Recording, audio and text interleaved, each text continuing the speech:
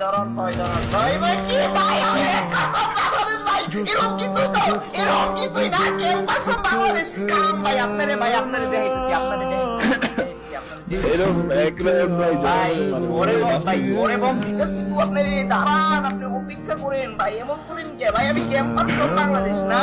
আসসালামু আলাইকুম ভাই ভাই আমি কেম পারফর্ম বাংলাদেশ বলছি ভাই আল্লাহ আমি রহমত দিছি ভাই এ ভাই কেন বানালে ভাই ভালো